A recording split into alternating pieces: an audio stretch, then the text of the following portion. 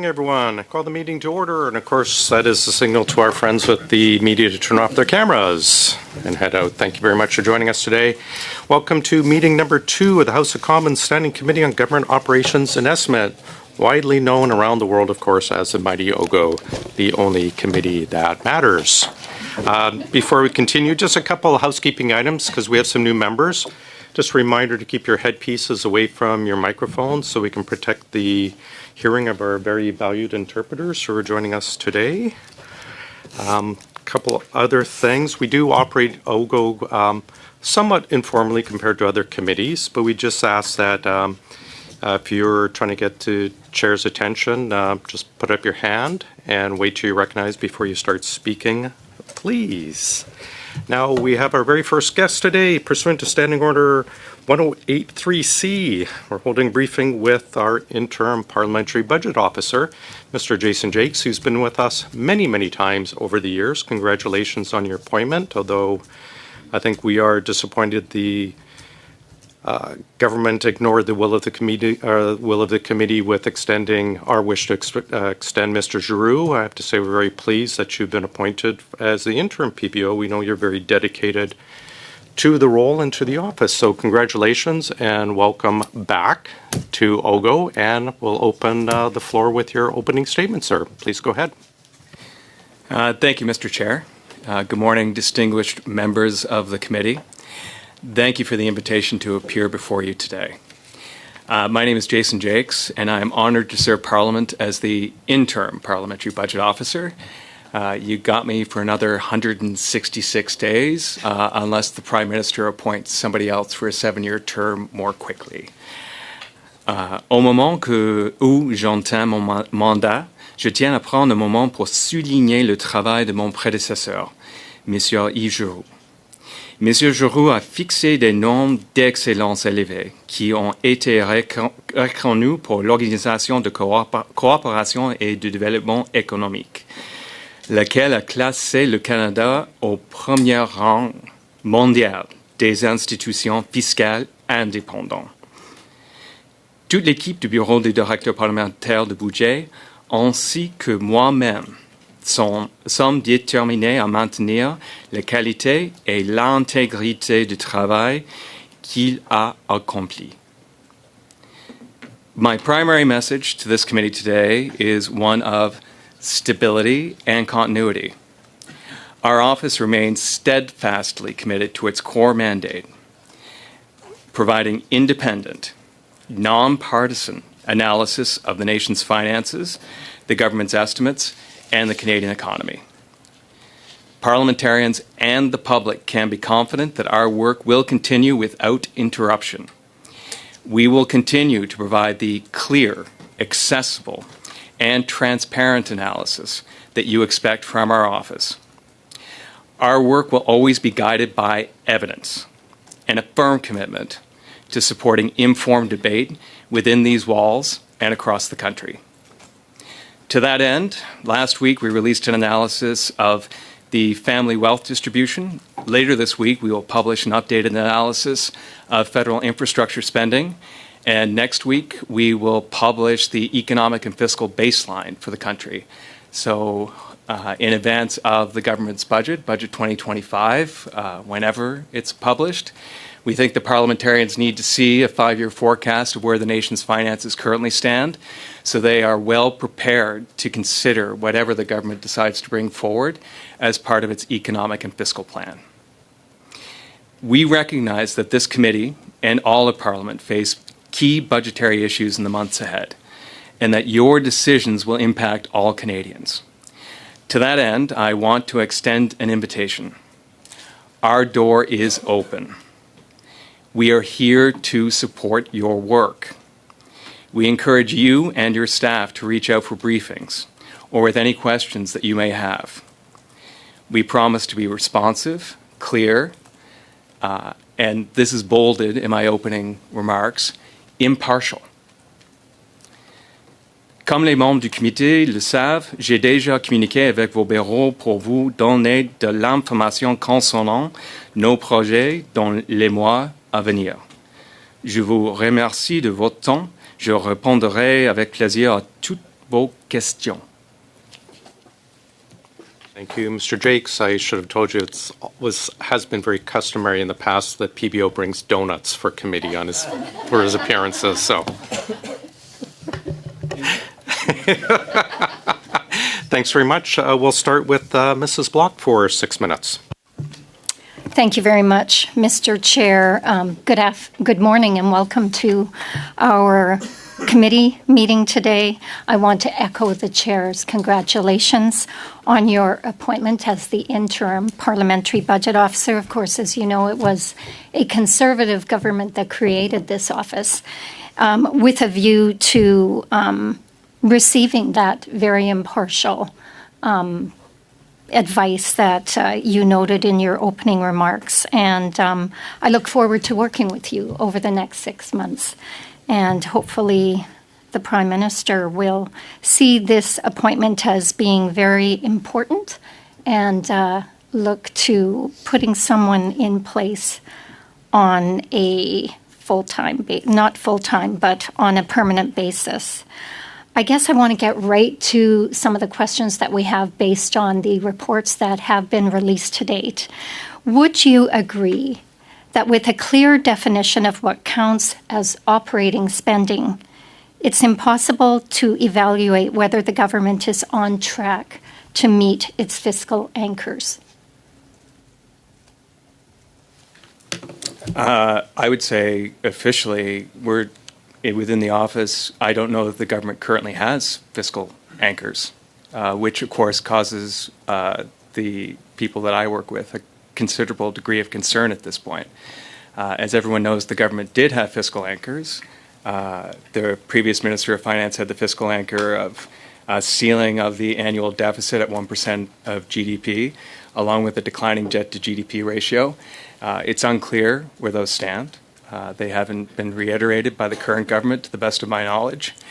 With respect to your point regarding the capital and the operating side, we haven't seen a clear definition of what would fall into capital and what would fall into operating. So at this point, it's impossible for us and for you as parliamentarians to assess the likelihood or probability of the government hitting any fiscal target. Thank you very much. So do you have any idea of when the government will give a concrete definition of its spending criteria, what its fiscal anchors may be, so that you can do the very important work of monitoring the government's spending plans?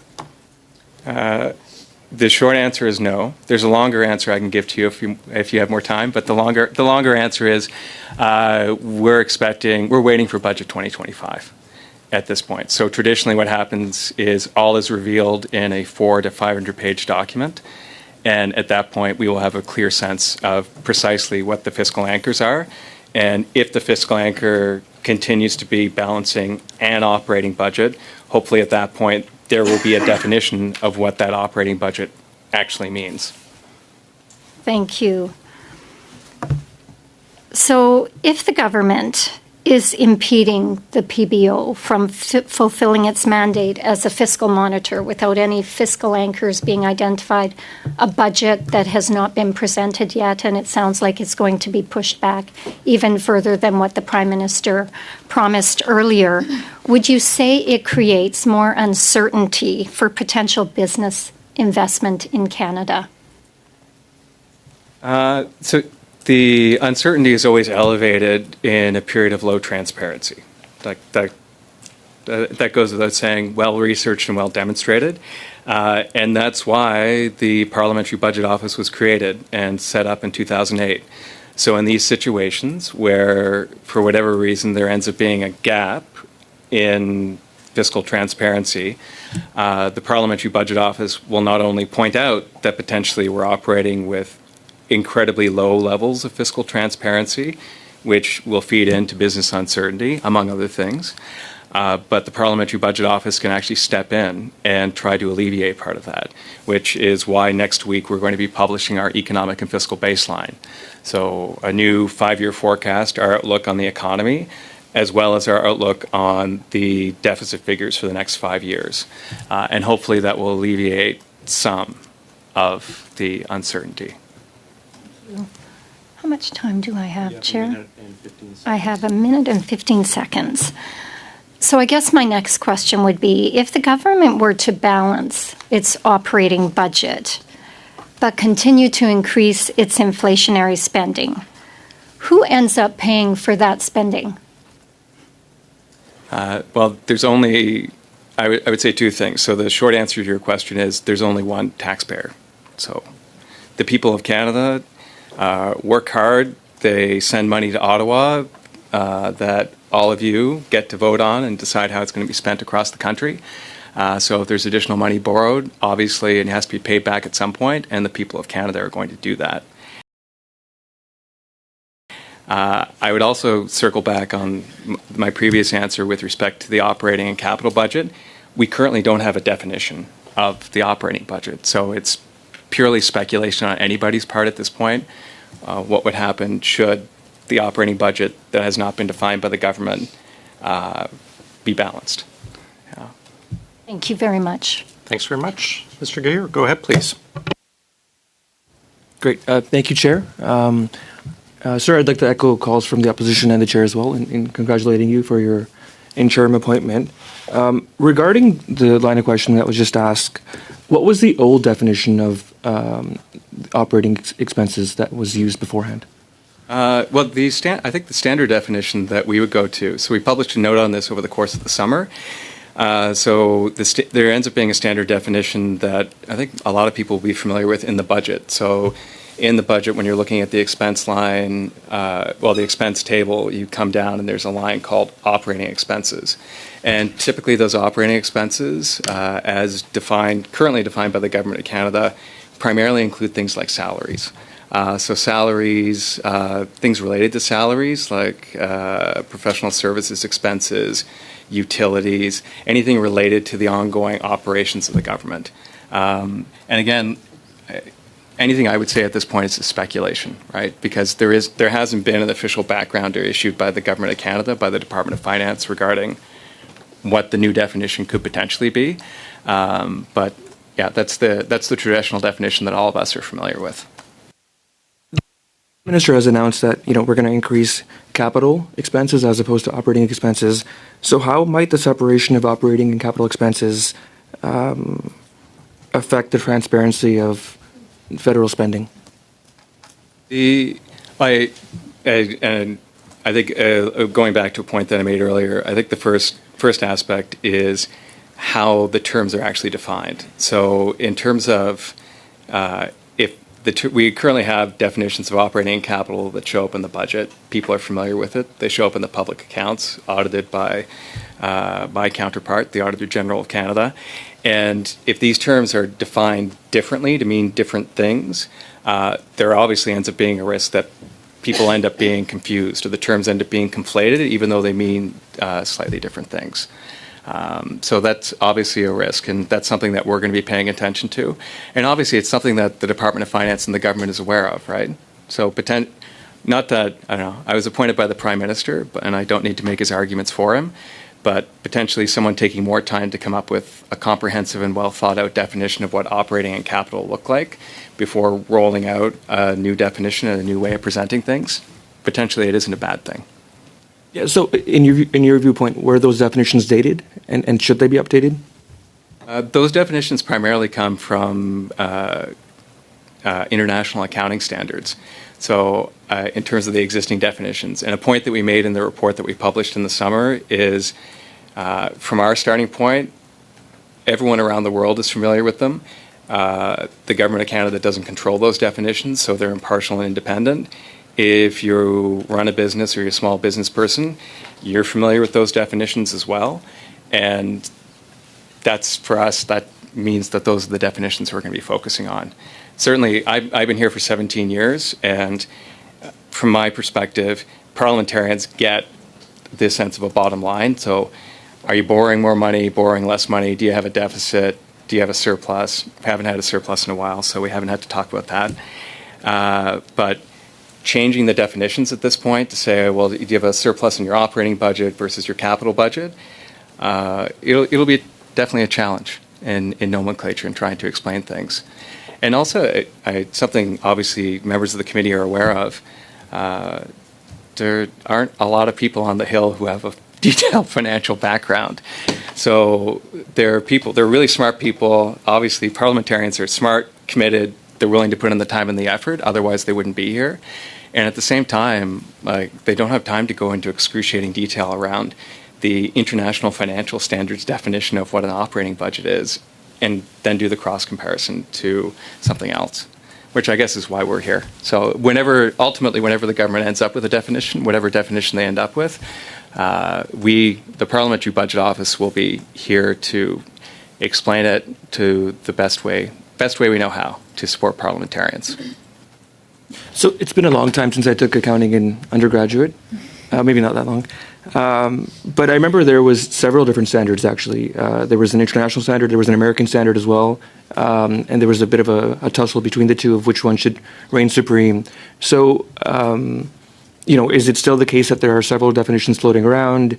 I understand the benefit of the continuity of keeping a certain definition, but in today's day and age, to model today's spending expenditures, I think you had also mentioned that maybe it's not the worst thing to update those definitions. No, not at all. So I think to answer, because we're probably I'm getting evil eyes from the chair, so I'll cut to what I think is like the most. We can have a geeky discussion about accounting standards. To answer your question on, is it a bad thing to update standards in the presentation of documents? Absolutely not. And if the approach internally within the government is to move to a decision-making approach where they're internally within the public service, they're going to be focusing on operating versus capital, I would hope that they would be presenting that in the budget so people could actually understand how the government is making decisions and what it looks like.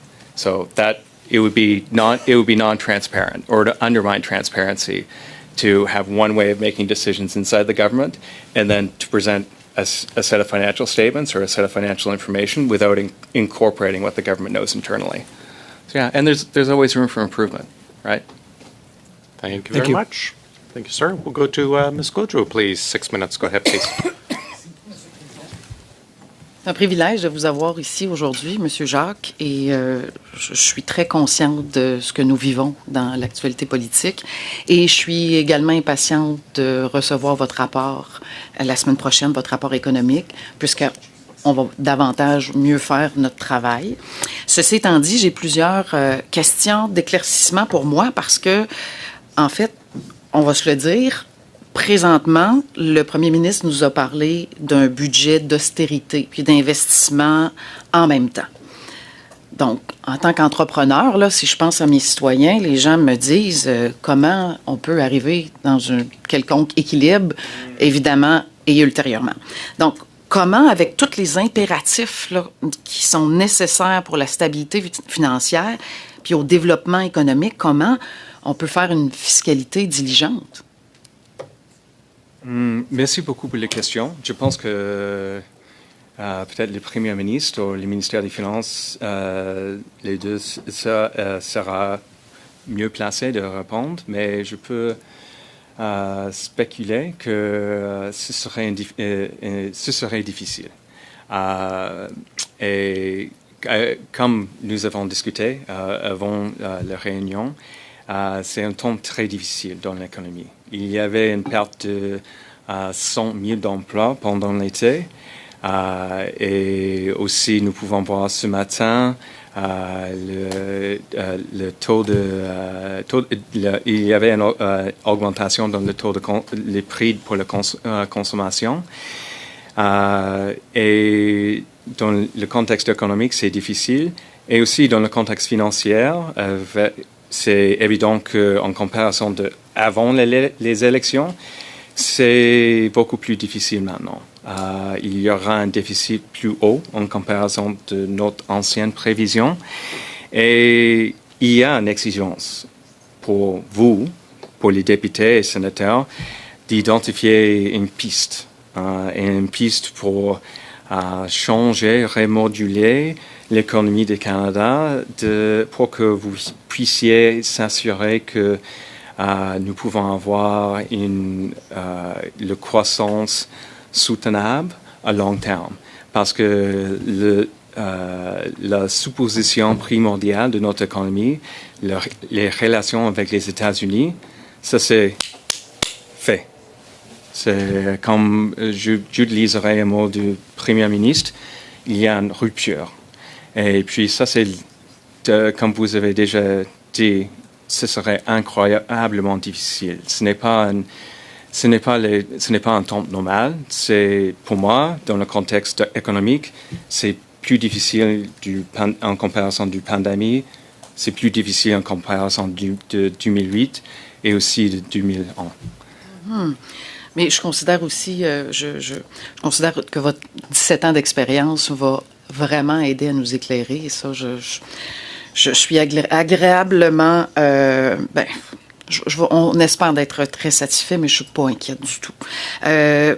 On se pose la question, entre autres, sur la fameux discours sur le ratio dette-PIB, qu'on est le meilleur au G7.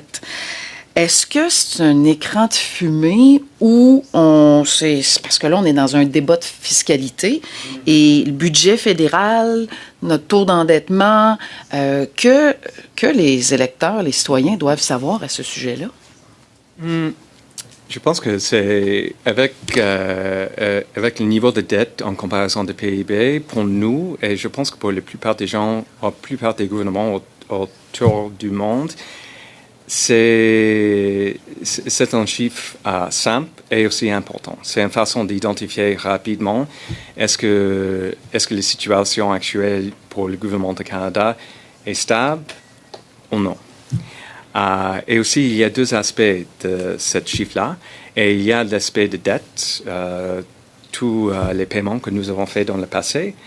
Et aussi, avec le numérateur, c'est une question, et aussi c'est une question de la taille de l'économie du Canada. Et ça, c'est pour nous, ça c'est l'aspect important, parce que sur Sept restent les questions de croissance et croissance économique. Et comme j'ai mentionné, dans le passé, il y avait une supposition primordiale concernant qu'est-ce qui se passera avec l'économie des États-Unis à cause du lien entre le Canada et les États-Unis, mais ça, ce n'est pas le cas encore. Et comme vous savez, tous les entrepreneurs sont en train d'évaluer, l'année passée, les décennies passées, nous avons exporté plusieurs biens et services aux États-Unis, mais maintenant, ça ne serait pas le cas dans le futur. Et nous avons besoin de restructurer notre économie, d'augmenter, de s'assurer que le taux de croissance de l'économie reste haut pour que le ratio des PIB et dette reste au même niveau, peut-être diminuer. Et aussi, le standard de vie pour les gens reste haut et augmente. Merci beaucoup, M. le Président. J'aurai une autre question dans mon 2 minutes 30 tantôt. Thanks. We'll now go to our 5-minute round with Mr. Patzer. Just so you know, when we get back to the block, it will be, instead of a 2.5 minute, it will be a 5-minute, because I'm combining the next two rounds for her. So we'll skip her the next round. Mr. Patzer, go ahead.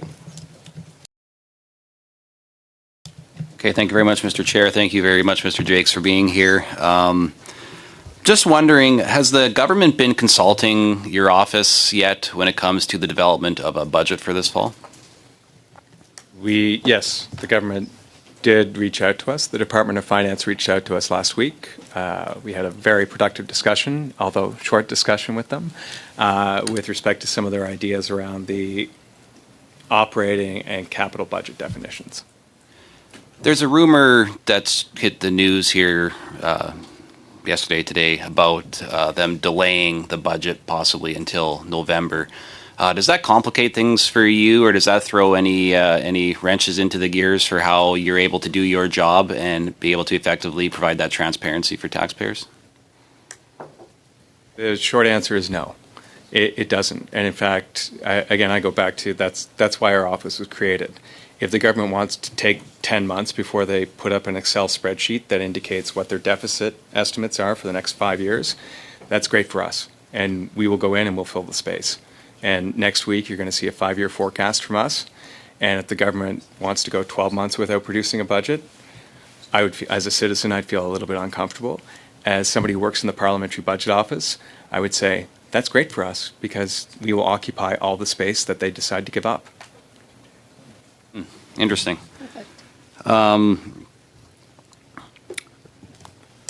Did you get a chance to look at the Liberal government's campaign after they were elected and formed government? Did you get a chance to look at the spending announcements, the promises, and give a costing analysis of that? Post-election, not pre-election, post-election? No, we haven't gone through the platform. So as you may be aware, one aspect of our mandate is to cost electoral promises on the request of a particular political party. We did some of that work, as you can see on our website, for the Liberal Party of Canada. We typically do not circle back after the election to cost the entire platform, because usually there's a bit of space between what's in the platform and what ultimately ends up being implemented. And especially given the current period of uncertainty, we wanted to make sure that we were focused on what Parliament is actually voting on. Because once the election is over, our mandate is to squarely focus on the decisions that parliamentarians are making. So it's great to have something in the platform, and if y'all, vous, are not voting on it, it's from our perspective, it's a waste of everybody's time. There was a request by the Prime Minister to Cabinet to find $25 billion in savings by this fall. How hard would it be for the government to find $25 billion in savings by the fall? Yeah, I don't know. I work for the Parliamentary Budget Office, not the Parliamentary Spending Restraint Office. But the one thing I will say, so for the first 10 years of my career, I worked in the federal public service, in finance, the Privy Council Office, the Treasury Board Secretariat, and the Bank of Canada. I spent a lot of time working on restraint exercises. The timelines are tight, so you can certainly find money. The timelines are very, very tight that the government has in mind, and given the order of magnitude of funding that they're looking at, it doesn't mean it can't be done. It just means that, to the best of my knowledge, it is a significant undertaking. And potentially, I think the public service is certainly up to the challenge. But if you go back to the 2012 restraint exercise, I think in that situation, we had the 2011 election, Parliament came back in June, direction was provided to the public service at the end of June, and then we had a budget in March of the subsequent year in 2012. So in that situation, you were looking at around a 5% spending cut, as opposed to, I understand now it's 7.5%, going up to 15%. And in that situation, for the 5% spending cut, you were looking at 9 to 10 months. So you can do it, but it'll be tight for them. Does it make it tough when the Prime Minister comes out and announces $13 billion in a new bureaucracy for a housing fund? There's $4 billion for Ukraine, $9 billion in defense spending. He just announced $9.5 billion more in Toronto here the other week. I mean, on one hand, he's saying find $25 billion in savings, but on the other hand, he's announced more than that in new spending. Like, I guess in November, when you get the budget, maybe you'll get a chance to see how that's gonna pan out. But is that mixed signal make it hard for your office to find clarity and how you're gonna account for that? There's time for a yes or no answer, so perhaps save it for the next round. No, and you'll see we're tracking all these announcements, and we have, I would say, the Department of Finance is very helpful in providing detailed information with respect to the spending over a 5-year period of time that each of these announcements are going to cost, and we account for all of it and we keep track of it. And you'll see next week with our updated economic and fiscal outlook. Thank you. Ms. Suds, please go ahead. There we go. Thank you, Chair. Thank you so much, Mr. Jacques, for being with us today and for stepping up in this new capacity. Wishing you well in your 166 days. Short amount of time to get a lot done, I know. We've spoken a bit this morning about the uncertainty that is certainly felt, I think, in the economy right now. And I would say particularly in light of the trade war, both U.S. and China, and the implications of that in our economy. We've heard repeatedly from our Prime Minister the efforts to build Canada strong, to build the strongest economy in the G7, with really a focus on making the necessary investments in Canadians, in our economy, to be able to achieve that and support throughout these times. You mentioned in one of your comments around, the key being the size of the economy, really to our prosperity. And I'm wondering, as we move towards budget shortly, what you or how you believe the budget can contribute to, first of all, mitigating that uncertainty, but secondly, contribute to growing the economy. Yeah, thanks for the question. I always, in terms of, I will channel, I think most people in the room would not be familiar with the seminal piece of work that the Prime Minister put together when he was the Associate Deputy Minister of Finance in 2005, called A Plan for Growth and Prosperity, that was published by the Department of Finance. So going back to the Prime Minister's own microeconomic framework, there are two parts, two key things in an economy, right? You got people, and we have, in Canadians, we got like 41 million people that are hardworking and diligent and really talented. And then you got how they're organized and what they got to work with. So you have labor, and then you got the productivity and how you support those people. And anything you can do at this point, and I think certainly based upon the government statements, they're focused more on the productivity side. So how you support, what tools you provide to people, how you organize them with different types of businesses, what type of additional infrastructure needs to be put in place so people can be more productive. Earn bigger paychecks, pay more taxes so we can reduce that deficit. I think those are probably some of the most important things that I certainly expect to see coming out of Budget 2025. And then as well, something you alluded to, on the people side, certainly investments or supports for people for retraining. I'm around for 166 days. Following that, I hope to go back to my old job unless Parliament deigns to keep me around for longer. But if I'm looking for a new job, I'm definitely going to be counting on employment insurance, some of the retraining programs. I'm 50 years old. I think I still got a couple of years left to make a contribution to the economy. And that's something else that we're going to be looking at for Budget 2025. Because again, like 100,000 involuntary job losses over the summer, right? Like the labor market is a lagging indicator. So all those people are going to be looking for new jobs.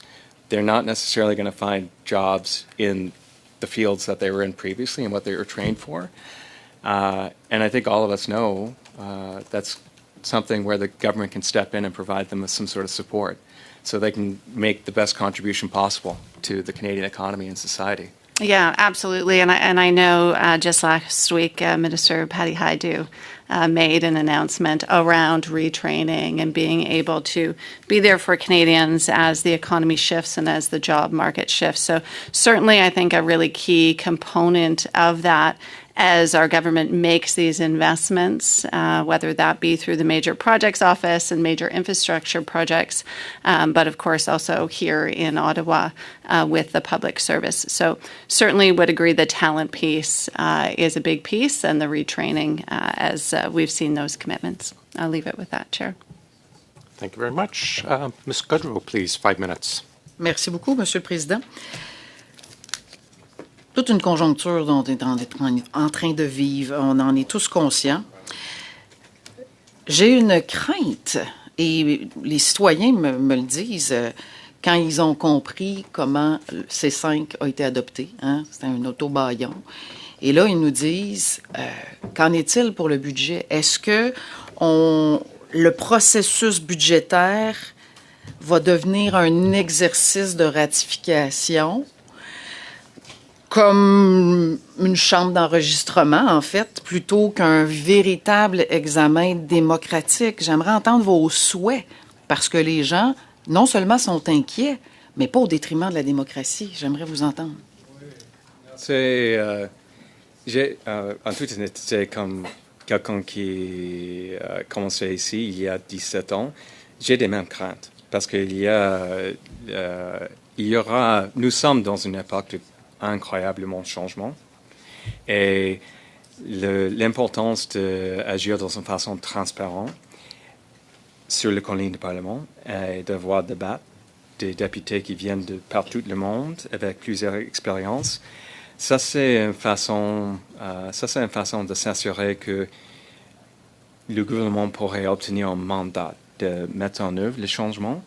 Et l'OCDE a publié quelques recherches concernant les capacités du gouvernement de mettre en place, mettre en œuvre les coupures et aussi les changements, les restructurations dans l'économie, peut-être réduire quelques transferts aux quelques gens, quelques organisations et de mettre en œuvre une redirection aux autres.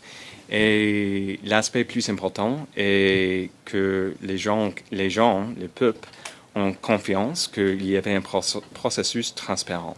Et je pense que ça, c'est l'importance du travail du comité permanent des finances dans la Chambre de communes, parce qu'il y a plusieurs occasions, j'ai vu qu'il y avait plus que 1000 recommandations des gens concernant quelques types de changements qu'ils veulent voir dans le budget. Mais ça, c'est la raison pour laquelle vous êtes ici, oui, la démocratie. On va continuer à avoir une vigie pour s'assurer qu'on a le temps nécessaire pour non seulement analyser les rapports et prendre le temps de discuter. Comme il reste peu de temps, j'aimerais vous poser la question sur notre cote de crédit. En fait, la France a été décotée là, par Fitch la semaine dernière. Et il y a une instabilité diplomatique, mais donc économique. Alors maintenant, on entend de bâtir un Canada fort, qu'en est-il de notre cote et des perspectives? Je pense que tout le monde, tous les autres pays ont exactement les mêmes difficultés maintenant.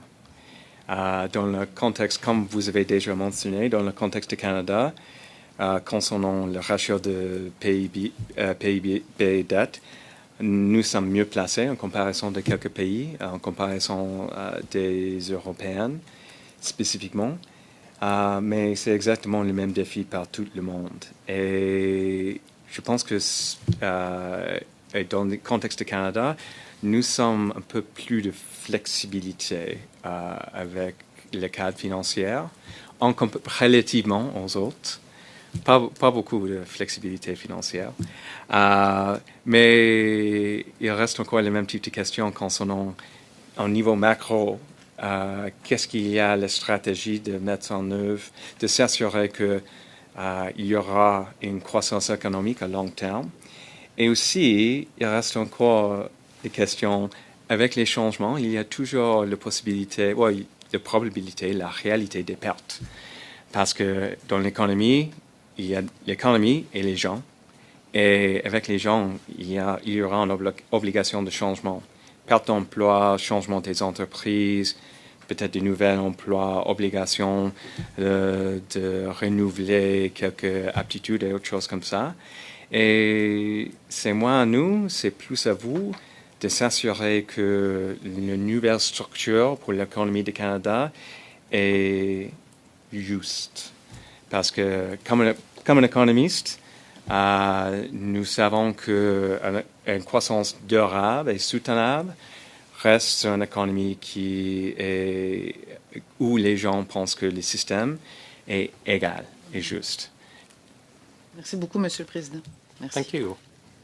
Oh, do you have a point of order? May I ask a question Of of our guest? no. No? When your Okay. turn is up, or when your turn comes around, you may. Okay, thank you. Thanks. Ms. Jansen, floor is yours, please, for 5. much, Mr. Jakes. I really appreciate the fact that you recognize we are not all accountants here and that you're going to help us understand things. So, in that vein, for regular Canadians, can you explain just in simple words, what the Liberals mean when they say they're going to separate an operating budget from a capital budget? Like, what changes on the books when they do that?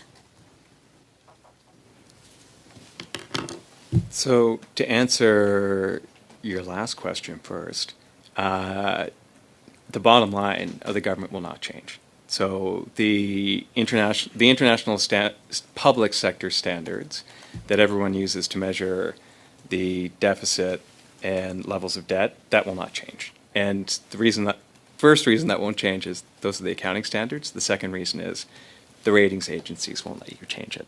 Like, that's the first thing they're going to go to, and if they have a sniff that somehow there's a change in presentation, you bet your boots that we're going to be paying more for debt pretty quickly. In terms of operating capital, again, we, on our end, we don't know what the government precisely has in mind, so there's been no backgrounder published on the website. In some of the communication materials, the government has mentioned the UK, the United Kingdom, who's had a similar system in place. In that situation, on the operating side, the UK includes the operating expenses that I mentioned earlier, so the traditional measure, in addition to other types of transfer payments. On the capital side, they include the traditional measure as well as transfer payments or money that's being paid out to third parties who also invest in capital. So in the case, we have a report that's going to be coming out on Thursday that looks at infrastructure spending. So the federal government transfers, I don't know, over the next 5 years, I think it's going to be over $100 billion to provinces, municipalities, and First Nations to spend on infrastructure. That doesn't show up as capital spending for the federal government, but it's actually resulting in building capital assets. So that's something that they could have in mind. I don't know. I'm not inside the tent, so. Okay, so I guess the like your bottom line is debt, right? If family takes out a loan for a new roof, it's still debt, even if they call it an investment. It's and same for Ottawa, borrowing, it's still debt. Yeah, it's absolutely still debt. I think the nuance, and potentially I'm hopeful, potentially I'm not naive. The nuance is, if this is the new management approach for the Government of Canada, and every time they are making a new spending decision, they are saying, okay, is this going to result in some sort of productive asset that's going to provide a stream of long-term benefits, then that is certainly different than the way that the Government of Canada has managed its money up to this point internally. And if that's going to be the way that they're going to manage things, then I would hope that they would convey that and explain that to parliamentarians, just by way of transparency, because you deserve to know how they make decisions. Right. So thinking about this a little bit further, like if credit rating agencies or lenders kind of see the government starting to change things, like for instance, even just the budget date, making a lot of changes that way, and our debt climbing, if Ottawa is just saying, oh no, everything's fine, could that hurt our credit rating or raise the cost of borrowing for Canadians? I think certainly with respect to credit rating agencies, they have quantitative metrics that they look at, and they have qualitative metrics that get down to a question of credibility. And certainly, if there isn't a fixed budget date, the budget date is being delayed, the government is not publishing a medium-term forecast, then obviously it kind of eats into the confidence that one's going to have regarding, and especially in light of all the additional spending announcements, it could eat into the confidence that people have. But at the same time, happily, Canada is also blessed with the best independent fiscal institution in the world, according to the OECD, which means that if there is a lack of transparency in one area, we're in a good position to offset that. And I can say we meet with the ratings agencies on a regular basis, and they are very keen to receive our analysis. So I understand then that your office is going to commit to publishing clear side-by-side numbers, right? Using the old method and the new one, so Canadians will really be able to see borrowing no matter what the government calls it? Yeah, Absolutely. What we've committed to doing, and what we committed to doing in the report we published in the summer, is we've committed to using the traditional measure. So the measure that everybody else in the world uses, and the Government of Canada has used up to this point, that's what we're committing to. We will see what the government incorporates in Budget 2025 in terms of the operating and the capital budget. And if the definitions they develop, from our perspective, are not helpful to parliamentarians, are potentially misleading, then we will not analyze that because it's not helpful. There are only 36 of us in the office. Our time is limited. Your time is limited. We shouldn't be spending time analyzing things that simply don't make sense. And our time is limited. Sorry. We'll go to Ms. Rochefort, please, for 5 minutes. Oui, thank you, Chair. I simply wanted to advise that I had a question to ask, so I'm glad it's my turn. Thank you so very much. And I appreciate being here this morning, our first meeting of the fall. J'ai beaucoup aimé, Monsieur Jacques, vos commentaires quand vous avez mentionné que c'est pas un temps normal. On vit pas dans un temps normal. Vous avez parlé de la rupture. J'ai bien aimé l'utilisation du mot rupture avec les États-Unis, car c'est bien ça qu'on vit en ce moment. Vous avez parlé aussi que dans tous les pays, c'est pas facile en ce moment de façon économique. Alors, et j'ai aussi aimé votre commentaire au niveau du fait qu'on fait face à une restructuration économique au Canada et puis que ça apporte du changement. C'est beaucoup de changements.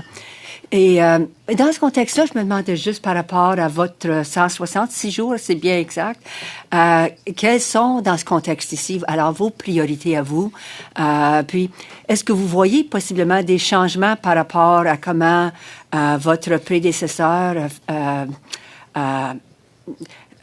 faisait son travail, en d'autres mots. Donc, comment voyez-vous la vie dans les 166 prochains jours dans ce contexte de changement? Merci. Bon, merci pour les questions. Toutes les ressources de notre organisation sont ciblées sur le budget 2025. Et ça, c'est la raison pour laquelle toutes les ressources du Chambre de communes et votre temps, j'imagine, je pense que seraient ciblées sur le budget 2025.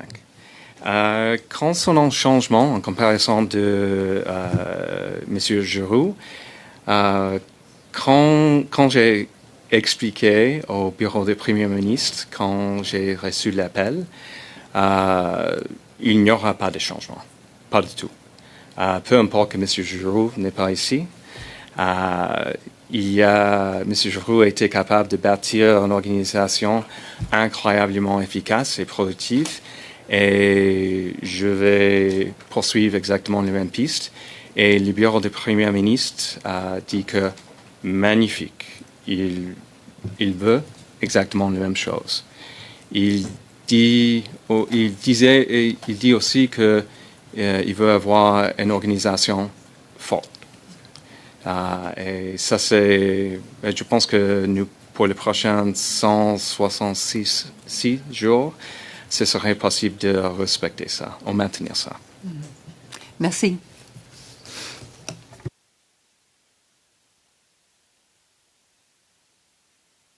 Minutes. Mrs. Block, please, for 5. Thank you very much, Mr. Chair. At the end of my last round of questioning, Mr. Jakes, you confirmed that Canadians are still left to pay for Liberals' inflationary spending. Should that concern or alarm Canadians? I think in the same way that you'd be worried about in managing your own household finances, people are really aware of how much money they owe and how much they're paying on debt service costs. Yeah, you definitely should be aware of it. And in a situation where you're in a context where the labor market sucks, wages are not going up, you're facing significant technological change right now, and some of the major priors or assumptions of how the world works and how the economy works are changing or they're gone. Yeah, it would definitely cause me. I think it would cause anybody anxiety to worry about how much debt you had, how much you were paying on it. Thank you. Given the Liberals' election plans included $20 billion in tariff revenue, and now there are no counter tariffs, can Canadians expect the deficit to grow even more? You're trying to get a sneak peek at our new figures for next week. What I'd say is without divulging anything. Although I'm at committee and you're the clients, so the short answer is yes. So I won't get into the precise numbers, but in comparison to our last medium-term forecast, the deficit will absolutely be higher, and the countervailing tariffs are certainly one part of that. The other part of it is additional spending. So a recent news story from La Presse outlines a scenario in which the deficit exceeds $100 billion. Could this really be possible? I guess we'll see. I think the last time I saw the article, well, actually, someone mentioned the article to me, and my immediate reaction was, the last time we were close to a $100 billion deficit was 2021, 2022 during the pandemic, during lockdowns, vaccine mandates, capacity restrictions. I don't know. I haven't had to wear a mask in a long time, but potentially we are getting in $100 billion. Potentially not. I won't say our numbers are close to that or not. You'll have to wait until next Thursday. Costs are up by 3.5% in today's StatsCan inflation release. Core inflation is above target. Will a deficit that's pushing $100 million make this situation worse? And I'll just remind everyone that the Prime Minister has said Canadians will judge him by the cost of food at the grocery store. So will the cost of food and the core inflation being above target potentially make the situation worse if we're pushing $100 billion in deficit? Yeah, I think it depends. It depends on how the money's being spent. That's always the bottom line. So depending on currently by our estimates and the estimates of other economists, there's a fair amount of slack in the economy. So engaging in some sort of economic stimulus traditionally wouldn't be a bad thing. So when you have the slack in the economy, to ensure that people can more easily find jobs and businesses have customers. As well, one could anticipate a situation where the money's being spent in such a way, if it is being spent in investment in infrastructure, in facilitating the flow of goods from other parts of the world back into Canada, and vice versa, supporting our exports. Potentially, that's something as well that could reduce inflation and reduce food prices. It's tough to say. I don't know. There's around a speculative figure without a budget where we know how the money's going to be spent. I think I'm very much off in Wonderland right now. Thank you very much. Great. First of all, thank you for your service. And not just now over the next 166 days, but your previous public service. It's great to see incredibly talented people like yourself stepping up, so thank you. I really enjoyed your presentation. It's brought me back to previous careers that I had before I decided to join this place. And I was head of sustainable finance at a global financial institution.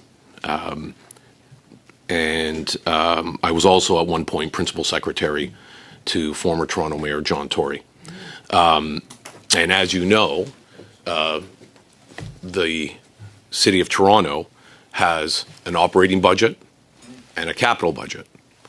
And I can tell you as someone who's financed infrastructure, there's also a fundamental difference between spending money on operating expenses and investing in productive assets.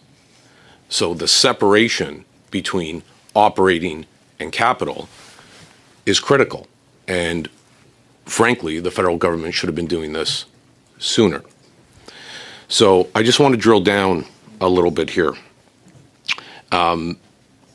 Is it safe to assume when you are investing in infrastructure that the long-term productivity benefits to the economy, the revenue that it generates more broadly, isn't necessarily inflationary, but it adds a product, that increase in productivity actually helps alleviate some of those problems? Yes. Thank you. I can give you a longer answer. No, but that's, you seem to I have just more wanted a questions. nice, simple, clear answer because it seems to be some confusion from the other side about what the difference is between the two. So, and do you also agree that when you are financing productive assets, that in the long run helps alleviate our deficit? To the extent that they are productive assets that enhance productivity and growth, the growth rate in the economy, absolutely. Thank you. I have no further questions. Thank you, sir. We'll go to Mr. Patzer, please. Earlier, Mr. Jakes, there was I would consider it an offhand comment about how many days you have left in office. But I think it goes to the bigger question, though, about the process, about how it was that you came to be the interim parliamentary budget officer. Were you contacted by the Prime Minister, the Prime Minister's office? Like, what did that process look like for you to be appointed as the interim PBO? Thanks for the question. I'll speak to my own experience. It was very fast. It was very fast and occurred over the Labor Day weekend. And I was contacted by the Prime Minister's office, and they asked if I was willing to serve on an interim basis.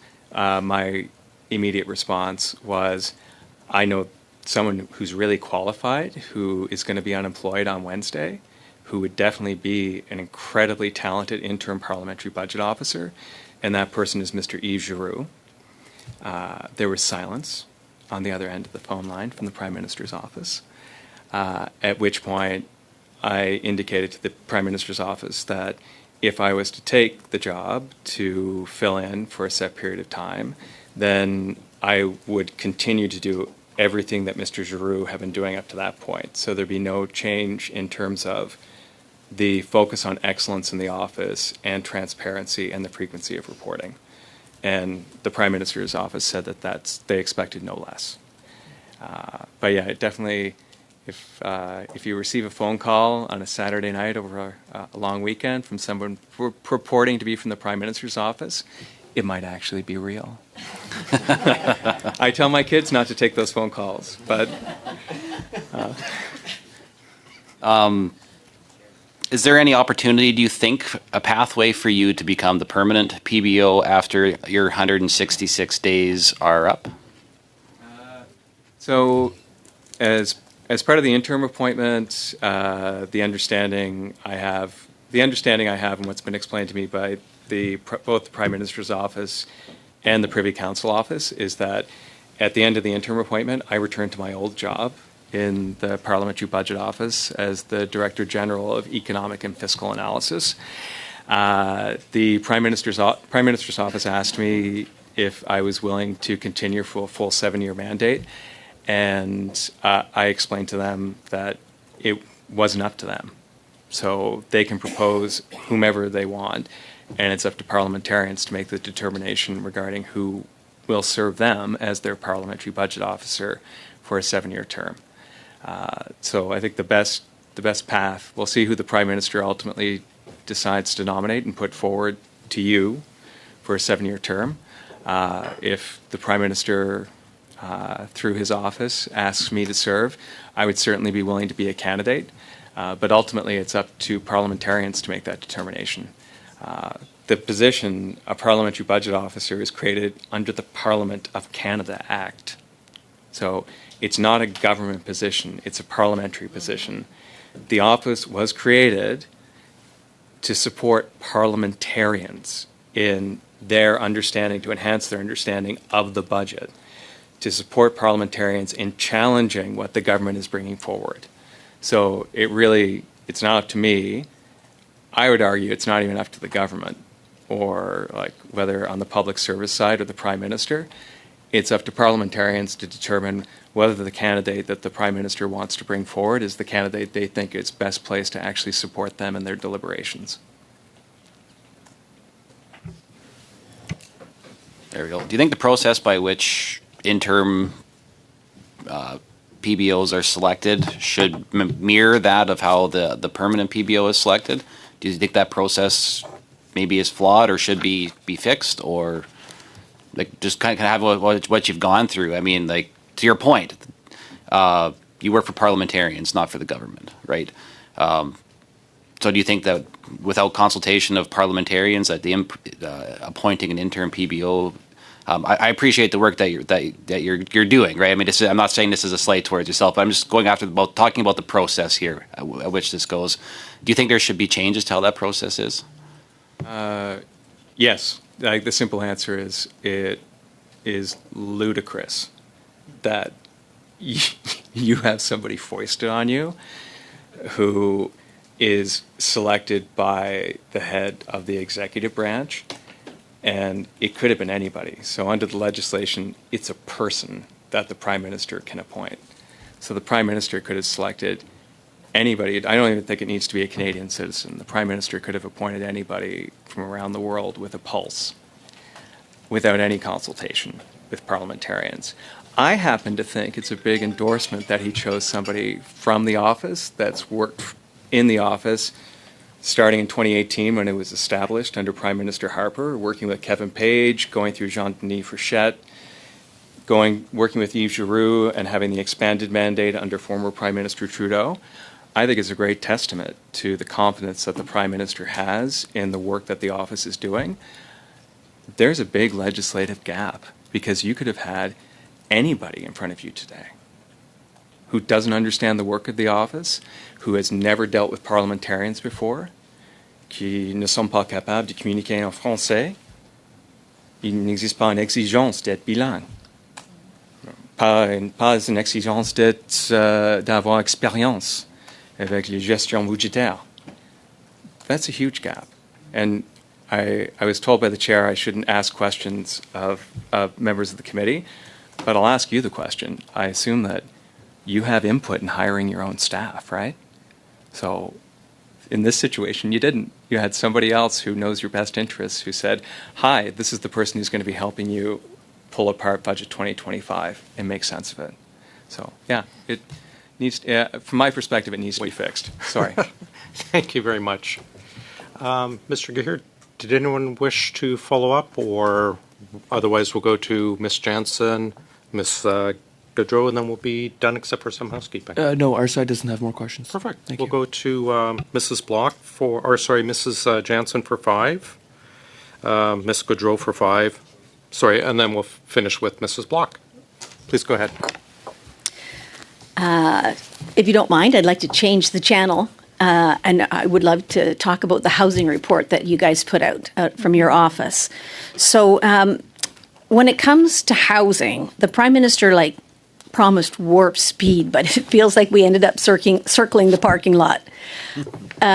In the election, he promised 500,000 homes a year, telling Canadians he would be doubling construction. Now, your report says that real number is closer to 227,000. Can you tell me, is that correct? That's correct. Our number is substantially lower. Yeah. Okay. So it's like 690,000 home shortfall by 2035 at this rate. Is that correct? According to your math, we're way off, right? Well, actually, this is one of the reports where it was actually good news for the government. So even though we disagreed with the government's findings of needing to build 500,000 homes per year, our conclusion was that actually they needed to build fewer homes to return to the target. So there's actually less of a challenge than originally anticipated. And one of the key things that we identified was if you actually built all those homes based upon the historical structure of the housing market, you would have a vacancy rate north of 10%. So 1 in every 10 homes would be empty, which would be unprecedented and would also could arguably result in a situation where there's significant downward pressure on housing prices. Okay, so is that coming out of, some of the CMHC's reporting about that they're already cutting forecasts? Is that part of your analysis? So yeah, we do incorporate. We work closely. I should say, from a technical perspective, we definitely share information with respect to our modeling and CMHC's modeling. We have a bit of a difference of opinion. So I noticed that nobody from the political side of the government came out when we published our housing report and said these numbers are awful. Senior officials from CMHC came out and said that they didn't like our numbers and they disagreed with it for persnickety technical reasons. But yeah, we're very aware of what CMHC is doing, what their numbers look like, and we're in constant, regular contact with them. Certainly on our end, when we publish something, like our objective is to enhance transparency, and we're not enhancing transparency if we're not accounting for the numbers that the government's publishing and the announcements that they're making. So if we're publishing something and it's already stale dated and it doesn't actually incorporate new directions that the government's going in, from our perspective, it doesn't serve parliamentarians particularly well. So that's fascinating information. So I mean, we know that starts are down, right? Like Toronto is dropping from 37,000 starts to as low as 23,000, I think, in 2027. Vancouver's down 26% next year. Are you saying then that this build big, bold, it is maybe more than we're going to need? If they're able to achieve it, so the key finding of the paper was if they're actually able to achieve the 500,000 housing starts per year, you would end up in a very odd place in the housing market with incredibly high vacancy rates. So in terms of the policy objective that they're trying to achieve based upon our modeling, they don't need to hit such a high target necessarily. It's not to say that everything's going to be affordable and people are going to be able to afford the homes that they want, or we're going to return affordability to where it was in the 1970s. But in terms of the immediate policy objective identified by the government, potentially you don't need to be at the 500,000 level. So they could use some of that $4 billion that they were going to use for their new bureaucracy towards some savings. or investments in something else. Okay, yeah. There you go. This is why we're waiting for a budget, right? 'Cause excellent. A budget yes. gives you those trade-offs. Yeah, no, and I really appreciate your frankness because it's extremely helpful for us. I mean, we are seeing housing starts coming down. I'm hearing it from my own constituents, and we were told we don't want house prices to come down, but if we continue on the path as you're suggesting, we may well see that happening. Okay, thank you.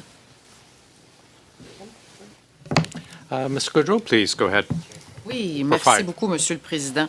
Ben, essentiellement, j'ai 2 questions. La première, c'est j'aimerais revenir sur ce qu'on va avoir comme budget, c'est-à-dire la nouvelle façon de démontrer la construction du budget qui, vous le connaissez probablement, ressemble beaucoup au Québec. Donc, le gouvernement a 2 choses fondamentales, c'est-à-dire ses missions fondamentales, mais aussi de soutenir son économie, puis vous l'avez bien dit à plusieurs reprises, l'emploi. Considérant ce qu'on va avoir comme nouvelle perspective dans comment on est, comme je dirais à mes filles, où est-ce qu'on met les chiffres et comment on fait parler les chiffres, bien, on a un déficit appréhendé. Bon, on nous annonce 100 milliards, ça va être peut-être une surprise de 90 pour dire on a fait des économies, soit. Comment l'État canadien peut soutenir, en fait, ces 2 missions fondamentales-là dans ce contexte? Ça, pour moi, je pense que ça, c'est l'objectif d'un budget.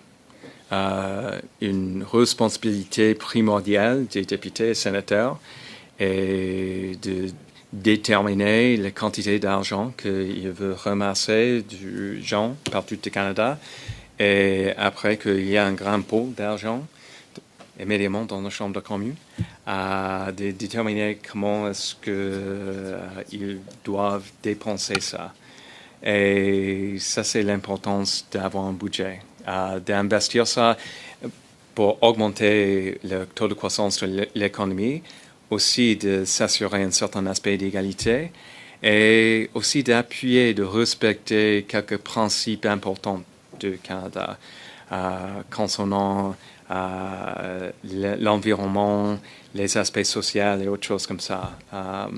Mais pour moi, ça c'est l'important. Ça c'est la raison pour laquelle je pense que j'ai déjà exprimé un certain aspect d'impatience de voir un budget.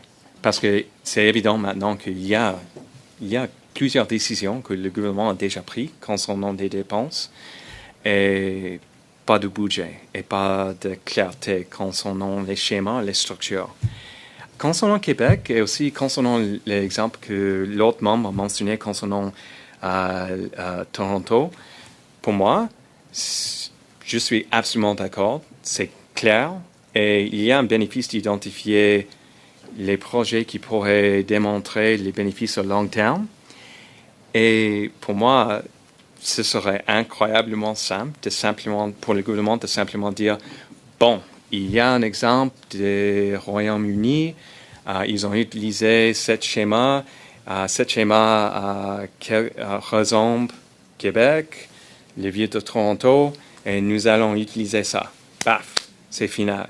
Et pour moi, l'idée qu'il y a une obligation, je respecte le bénéfice d'avoir consultation, de bénéficier de plusieurs opinions, et en même temps, quand nous sommes en train d'agir dans une façon absolument rapide, incroyablement rapide, ce serait beaucoup plus facile de simplement dire, bon, en Toronto, il y a une certaine façon de gérer le budget et communiquer avec les gens, même si au Québec, et nous allons utiliser ça. Clair, simple, et peut-être dans le futur, il y aura un bénéfice de mettre en œuvre quelques types de petits changements à cause des idiosyncrasies qui existent ici avec le gouvernement fédéral. Mais pourquoi pas commencer avec quelque chose de simple qui a déjà démontré un bénéfice et quelque chose de clair.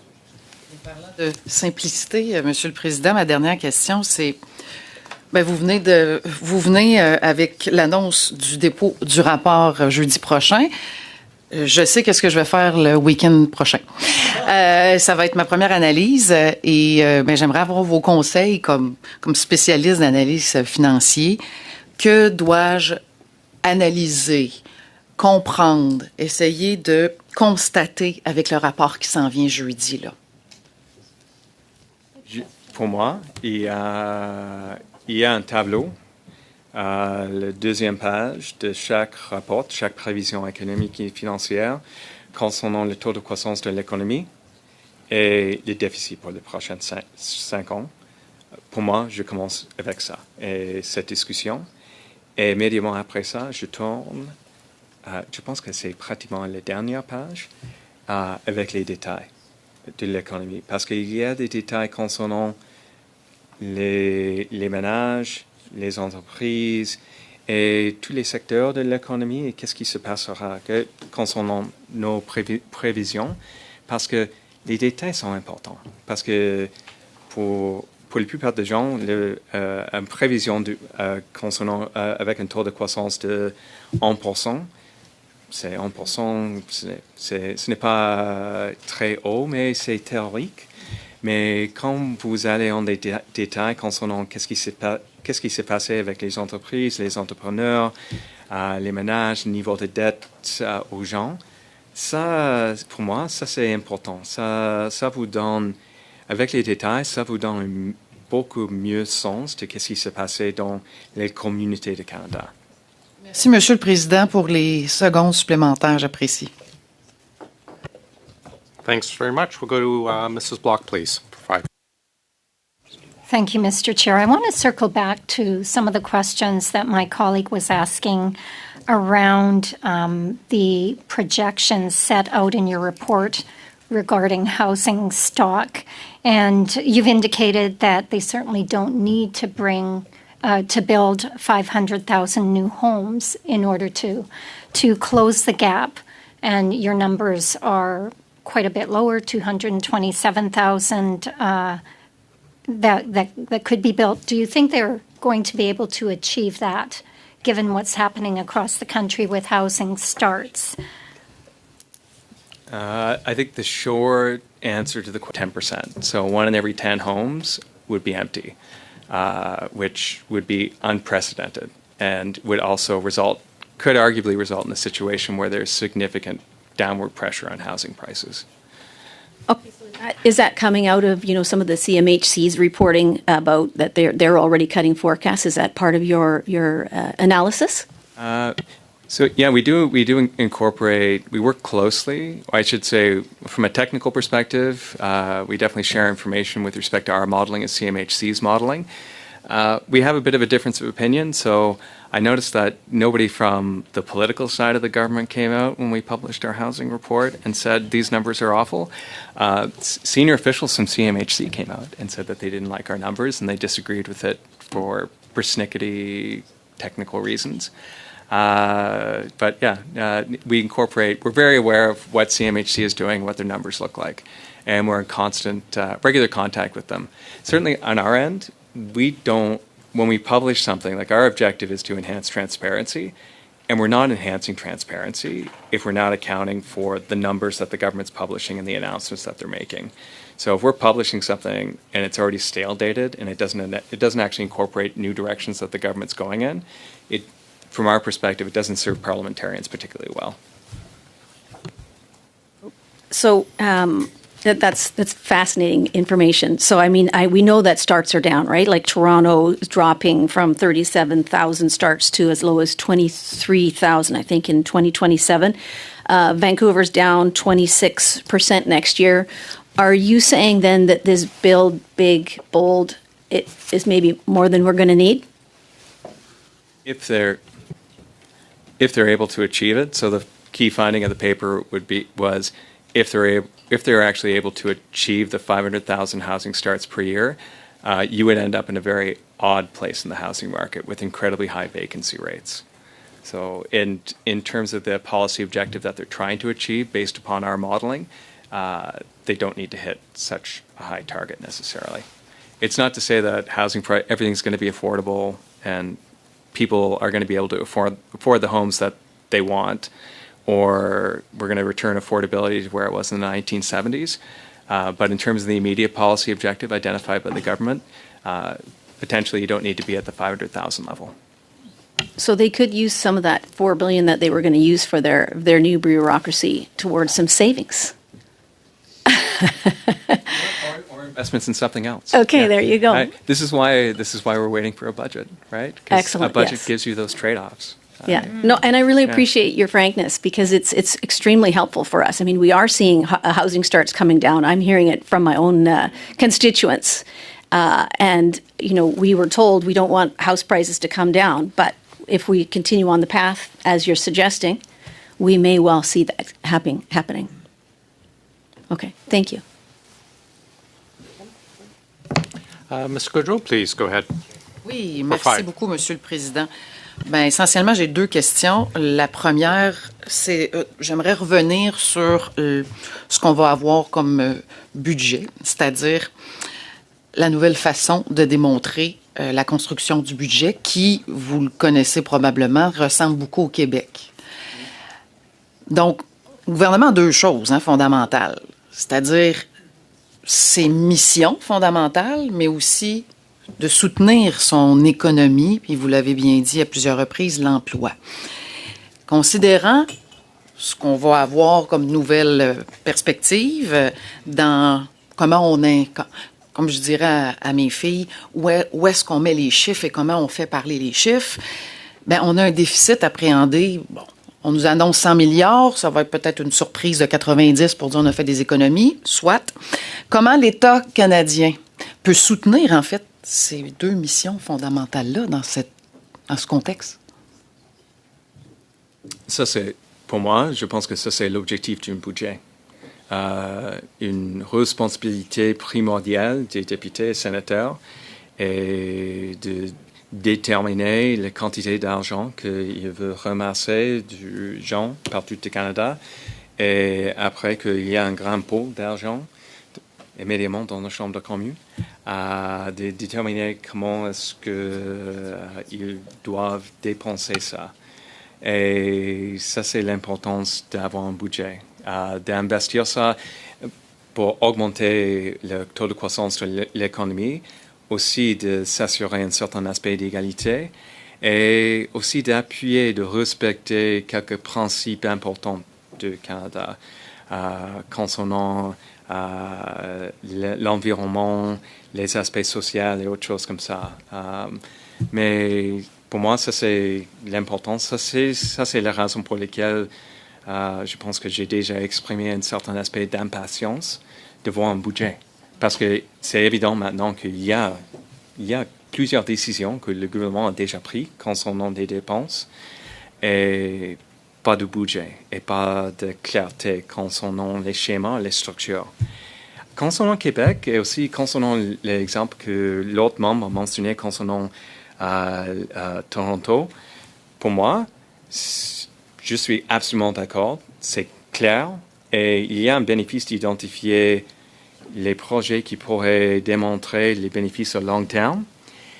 Et pour moi, ce serait incroyablement simple pour le gouvernement de simplement dire, bon, il y a un exemple des Royaume-Uni, ils ont utilisé cet schéma ressemble Québec, les villes de Toronto, et nous allons utiliser ça. Paf, c'est final. Et pour moi, l'idée qu'il y a une obligation, je respecte le bénéfice d'avoir consultation, de bénéficier de plusieurs opinions, et en même temps, quand nous sommes en train d'agir dans une façon absolument rapide, incroyablement rapide, ce serait beaucoup plus facile de simplement dire, bon, en Toronto, il y a une certaine façon de gérer le budget et communiquer avec les gens, même si au Québec, et nous allons utiliser ça. Clair, simple, et peut-être dans le futur, il y aura un bénéfice de mettre en œuvre quelques types de petits changements à cause des idiosyncrasies qui existent ici avec le gouvernement fédéral. Mais pourquoi pas commencer avec quelque chose simple qui a déjà démontré un bénéfice et quelque chose de clair. Parlant de simplicité, Monsieur le Président, ma dernière question, c'est vous venez avec l'annonce du dépôt du rapport jeudi prochain. Je sais qu'est-ce que je vais faire le week-end prochain. Ça va être ma première analyse et j'aimerais avoir vos conseils comme spécialiste d'analyse financière. Que dois-je analyser, comprendre, essayer de constater avec le rapport qui s'en vient jeudi, là? Pour moi, il y a un tableau, la deuxième page de chaque rapport, chaque prévision économique et financière concernant le taux de croissance de l'économie et les déficits pour les prochains 5 ans. Pour moi, je commence avec ça et cette discussion.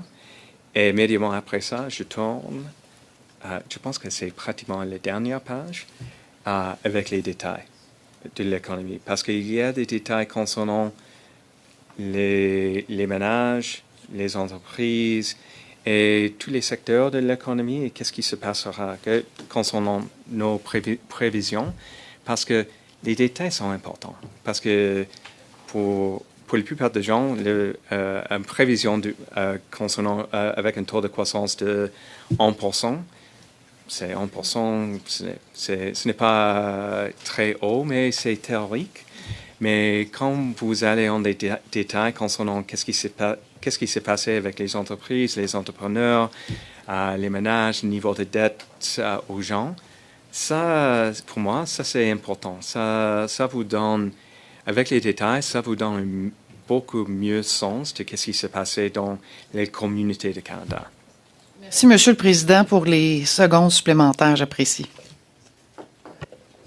Thanks very much. We'll go to Mrs. Block, please, for 5. Thank you, Mr. Chair. I want to circle back to some of the questions that my colleague was asking around the projections set out in your report regarding housing stock. And you've indicated that they certainly don't need to build 500,000 new homes in order to close the gap. And your numbers are quite a bit lower, 227,000 that could be built. Do you think they're going to be able to achieve that, given what's happening across the country with housing starts? I think the short answer to the question is we don't know. So as soon as the announcement was made, the most recent announcement on housing was made on Sunday. Yesterday morning, when the office opened up at 7:45, we drafted an information request to the government to ask them for details, exactly how they're planning on spending that $13 billion to transform the housing market. And as soon as we have details regarding how they're planning on doing it, then we will be in a much better position to assess what it looks like. And as soon as we do, as soon as we hear something back, I'll endeavor to get back to you to give you an update on that. We would appreciate that. Your office references units as its model for housing, but I have some questions about what units means. Do the units also count for varying space, variety, and the needs for families? In terms of, I would have to get back to you on that in terms of the definition of units. I think I know the answer to that, but it'd be better for everybody if I got back to you with a precise definition on that one. Yeah. I guess my concern is that there is a way for the government to ensure that families will be able to afford homes that actually meet the need and size for a family. We see a lot of multi-family dwellings perhaps being built as opposed, I guess, rather than a one-size-fits-all approach to housing units. We're looking to see whether or not the needs of families will be taken into consideration.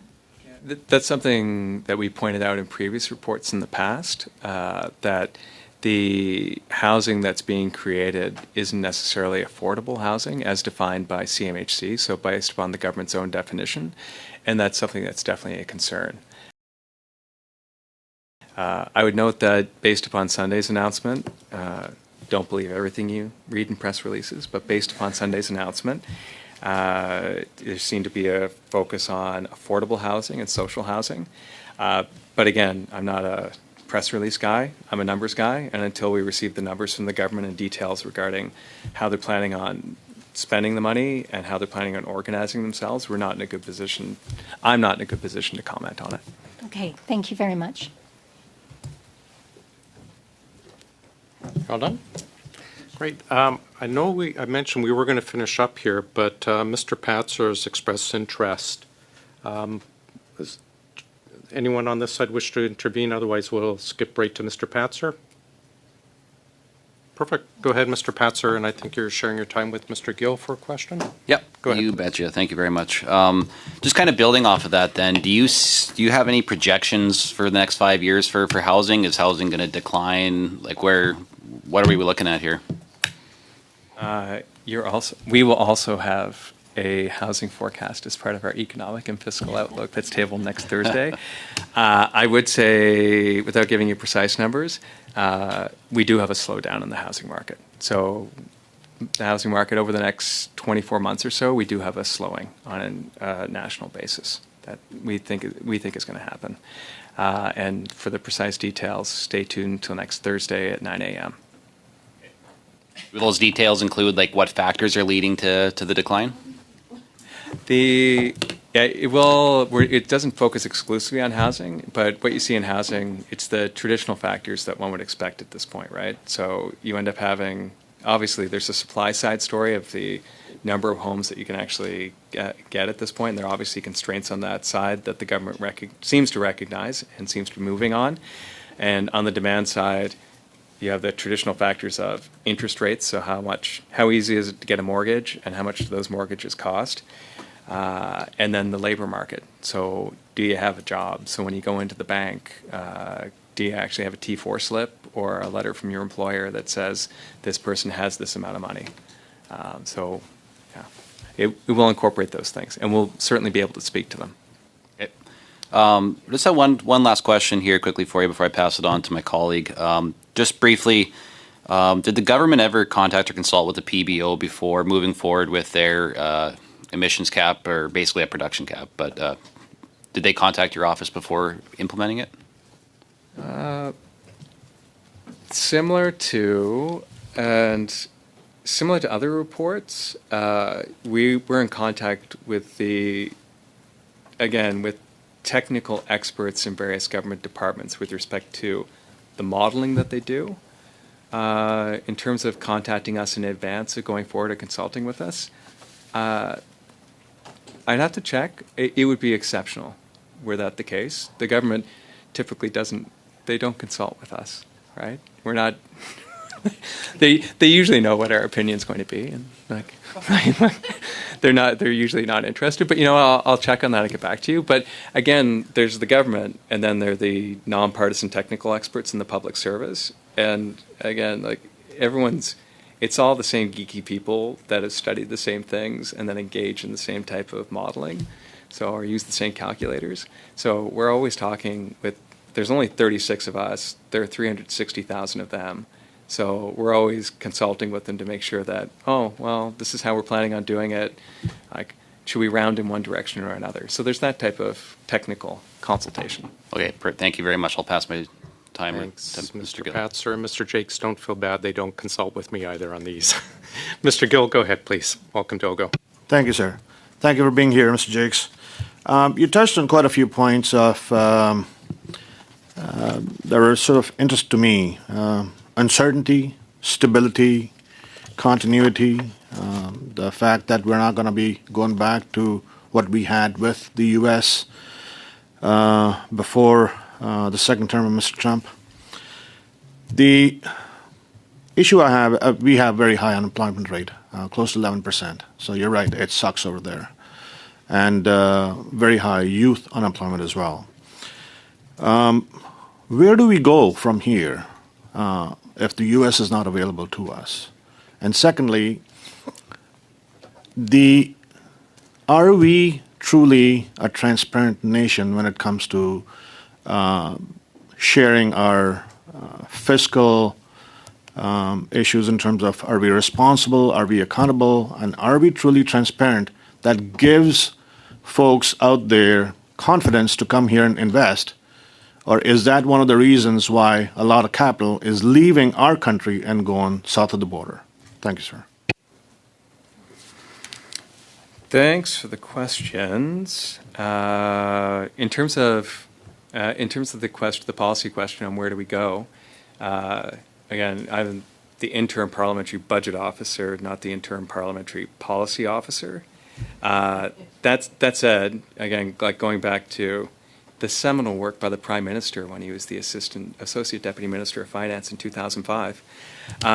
One of the key aspects that he highlighted in that microeconomic framework was the idea that you needed to build other trading relationships.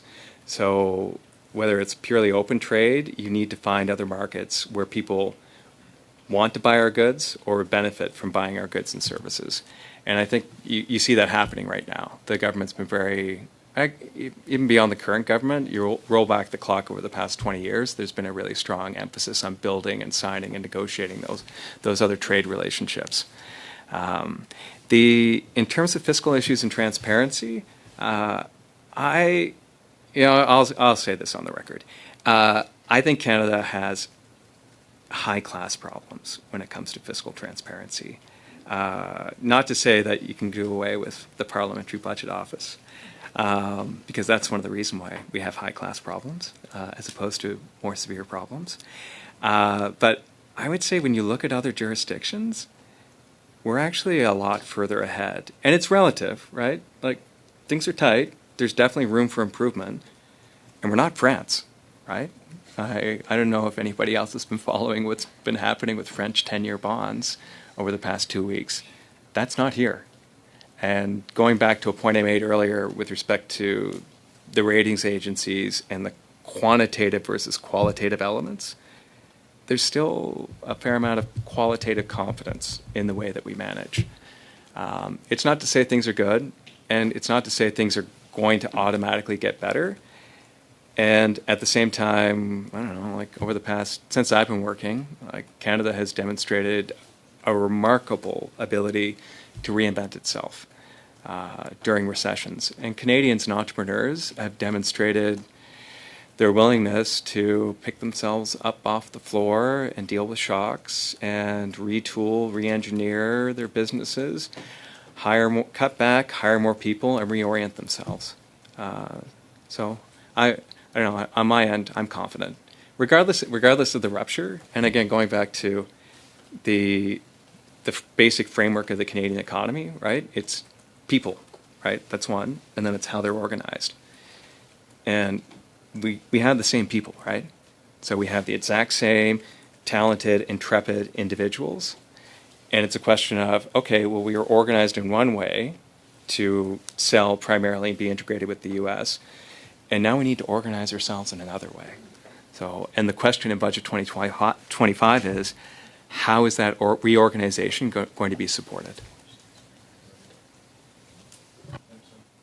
Thank you very much, colleagues. I'm going to enact Chair's prerogative and ask a few questions myself, if you don't mind. Just a couple of quick questions, Mr. Jakes. First of all, thank you very much for your answers here today. Is the PBO under the 15% cut directive, for lack of better words? Thank you for the question. No, we are not. So we were exempted from the government's comprehensive expenditure review. I would say that shortly after being appointed at one of the first all-staff meetings that we held, shortly after we had a discussion with the 100,000 job losses across the economy over the course of the summer, there was a feeling that we actually should be doing more. And that's why we've decided to voluntarily offer up a 5% cut to our budget starting in 2026, 2027, so the year ahead, and on an ongoing basis. So that's going to be immediate. As part of that, there's also going to be a fairly significant down payment from the people who can afford it most, and that's the executives at the top. The position of the Parliamentary Budget Officer, interim or otherwise, will have a $50,000 reduction in its salary, starting immediately. So, For yourself, by yourself, or your executive, or this is all on you? That's all me. Oh, remarkable. So the context, in comparison to where we were even 6 months ago or 8 months ago, the context has changed. And I take the Prime Minister at his words that it's going to require sacrifices from all of us. I'd say, certainly on my end, I'm in an incredibly privileged situation where I can take a $50,000 pay cut, and hopefully it offsets some of the operating deficit. The 100,000 people that were laid off over the course of the summer, they have less say, and potentially, for a lot of them, they don't have $50,000 that they can kick into the Consolidated Revenue Fund, the government's coffers, to offset the deficit. Thank you for that. You mentioned you met with finance regarding the budget. Who did you meet with, and what was the general? You mentioned it was a short meeting, I think.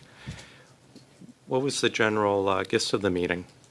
So the focus of the meeting, we met with the Department of Finance, and the focus of the meeting was around the capital, like their ideas around the capital and operating budget definitions. So consistent with, some people may recall that in the Liberal Party of Canada platform, they indicated that they would be consulting with the Parliamentary Budget Office and that our organization would play a role in evaluating or assessing the new definitions. So that was part of the consultation. It was squarely focused on that. In the sense of be like a separate appendix that we do for other matters within the budget, explaining better the capital operating breakout?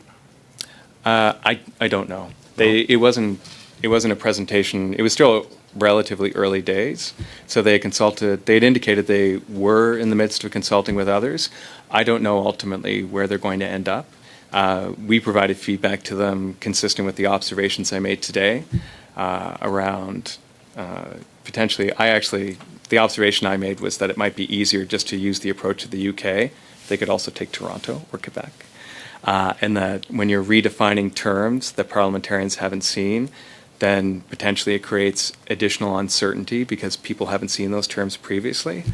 And the importance of having a fiscal anchor. So based upon what's currently being considered, regardless of how you split the funding allocations and what buckets you put them into, the most important aspect is, are the nation's finances sustainable? So those are the points that we highlighted to them, the considerations. And just two quick last ones, questions, and I'll let you return to your day. You met with the rating agencies, or you mentioned that you meet with them often. Have they expressed concerns at all about the change in the budget or transparency issues around that, or perhaps a lack of a fiscal anchor? I wouldn't say concerns. Questions. Everyone has questions. Again, it's an odd context for everybody right now, right? So, and even more so in the case, in some situations, more so in the case of Canada because of the timing around the election. So, but they had questions. I definitely wouldn't characterize it as concerns. But everyone knows who the ratings agencies are, so you can definitely invite them in and ask, read their material and ask them questions about how they feel about it. We've seen a back and forth about the 15% and about, reorganizations among FTEs and the public service. And I think the Prime Minister just went back to being attrition, that they will find cuts. I guess, is there a concern about that where if it's based on attrition, perhaps we could end up with, we're looking to try and grow RCMP, but we put a cap on hiring and there's a disproportionate amount of retirees from that department or from CBSA or from defense procurement.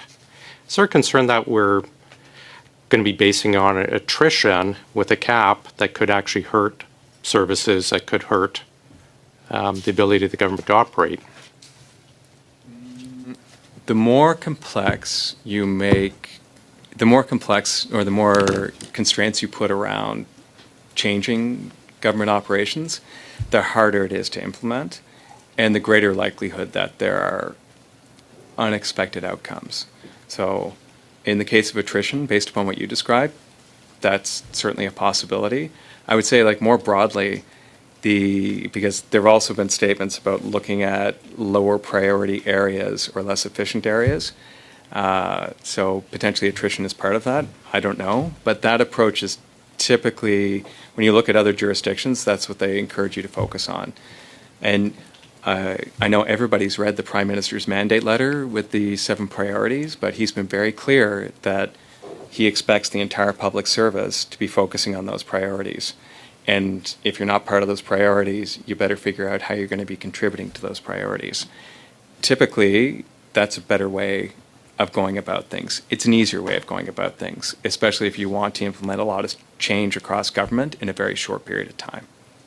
Well, thank you for your time with us. We will excuse you, although I think the members will probably want to chat with you afterwards. We're going to just be 2 quick minutes, everyone. Thursday, we're having a subcommittee meeting, and then we're going to plan out our future meetings from that. We don't have anything set, obviously, for next Tuesday and Thursday next week. Subcommittee will decide a way forward, but we won't be able to get witnesses or study plan that fast. So I'm seeking everyone's permission to leave it with myself and the clerk to fill in next week. I'm thinking of the Auditor General. She's emailed all of us with information about 3 of her most recent study reports that overlap with Oggo, so I'm thinking of bringing her in. Also for a briefing from the Public Service Integrity Commissioner, who ostensibly reports to Oggo. We were trying to get her before, but she's been away. Perhaps the Procurement Ombudsman for an update, just others that are related to Oggo. So if everyone's fine with that, we'll go ahead for next Tuesday, Thursday. And I'm seeing no disagreement, we will. The other issues, the clerk has mailed out to everyone. These were the two kind of our standing orders that were left over from the last meeting. One is around when we do bring in a minister, that we bring in their chief financial officer as kind of a go-to. The other is when we ask for documents from the departments, it has been the standard in the committee in the past that we require them to return the items to us within 21 days. So we're just looking for agreement to continue that. It has gone out to everyone's P9 a couple weeks ago, I think. A few days ago. A few days ago. So if we're fine with that, we will consider that done. Wonderful. If there